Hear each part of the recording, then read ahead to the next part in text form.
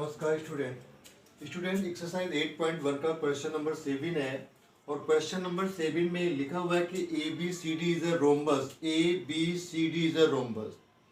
Rhombus की property क्या है? अपोजिट साइड्स आर इक्वल, पहली बात। दूसरा चीज है कि जो ऑल साइड्स है, A B is equal to B C is equal to C D is equal to D A. ये इसकी प्रॉपर्टी है, ठीक है ना। और इसके जो डायगोनल होते हैं वो इक्वल नहीं होते हैं। ये भी एक प्रॉपर्टी इसकी है, डायगोनल हमेशा इक्वल नहीं होता है रोम्बस का। तो यहाँ पर प्रूफ करना है आपको कि A B C D is a rhombus, diagonal A C bisect angle A as well as C and diagonal B D bisect angle B as well as D. ये आपको प्रूफ करना है, ठीक है। आपको सबसे पहले क्या करना है, आपने यहाँ पे लिखना है एक ट्रायंगल ले लो।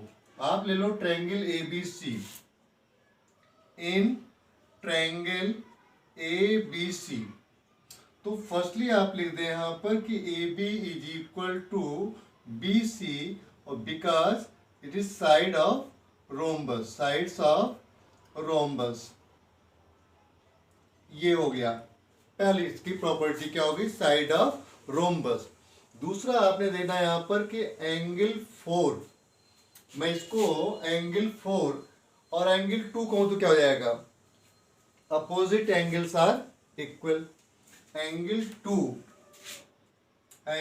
2 इज इक्वल टू एंगल 4 और ये हो जाएगा opposite angles are equal.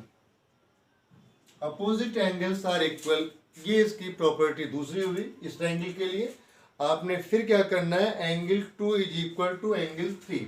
Angle 2 is equal to angle 3, यहाँ पर आप लिखें angle 2 is equal to angle 3। ये हो जाएगा alternate interior angle, alternate interior angle, ठीक है ना। अब आप देखें क्या हो जाएगा यहाँ पर भाई।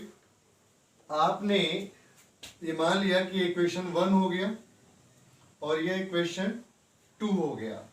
तब आप यहाँ लिख सकते हो from equation 1 and 2, equation 1 and 2, ठीक है ना। एंगल 2 और एंगल 3 यहाँ जाएगा, तो यहाँ पर आपने लिख दिया एंगल। और दूसरी चीज अगर हम चाहें तो यहाँ पे ये लिख सकते हैं ना कि angle 4 equal to angle 1, angle 1 equal to 4, तो angle 2 is equal to angle 3 और angle 3 is equal to angle 4। Angle 2 is equal to angle 3 और angle 3 is equal to angle 4। तो आप ये कह सकते हो कि 3 और 4 आपस में क्या होगा? इक्वल हो जाएगा। Angle 3 is equal to angle 4, angle 3 is equal to angle 4 आप कह सकते हो। और angle 4 is equal to angle 1, क्या हो जाएगा यहाँ पर? Angle 4 is equal to angle 1। उसका रीजन क्या हो जाएगा? Alternate interior angle.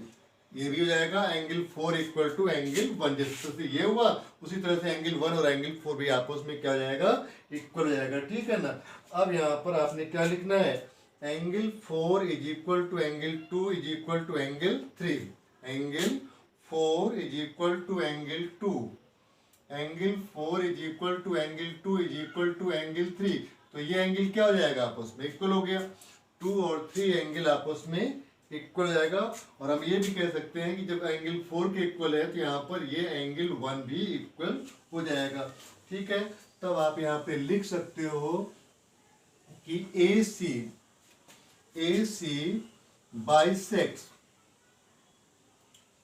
Bisects angle A as well as angle C, और ये बात आपने कर दिया प्रूव, ठीक है ना। आपने यहाँ पर ये बात प्रूव कर दिया। अब आप क्या करना है आपको इसी तरह से यहाँ पे चले जाइए। तो आप लिखेंगे therefore in triangle A B D, in triangle A B D में जाएंगे तो क्या हो जाएगा? Angle 5 equal to angle C, या हम यहाँ पे ये लिख सकते हैं कि C D is equal to D A, C D is equal to D ए।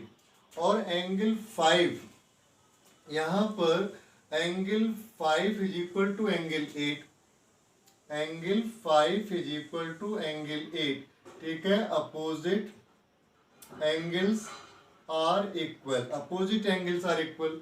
अब यहाँ पर angle 8 is equal to angle 6, ठीक है ना। Angle 5 is equal to angle 8 है, तो यहाँ पर angle 6 is equal to angle 8 हो जाएगा, ठीक। यहाँ पर क्या हो जाएगा, alternate interior angle, alternate interior angle, ये हो गया।